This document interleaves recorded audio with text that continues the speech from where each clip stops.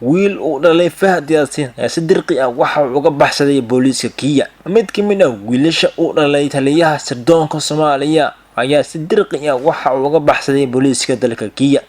Wiilkaas oo magaciisa lagu soo koobay Mahad ayaa waxaa la sheegayaa in ay ciidanka Kenya muddooyinkii u dambeeyay ay aad u baadigoobayeen.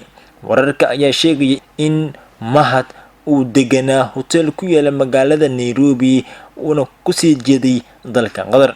Booliiska ayaa hotelka tagay saacado kadib markii uu iska baxay guud ahaan waddankaasi dhaca qaaradda Afrika.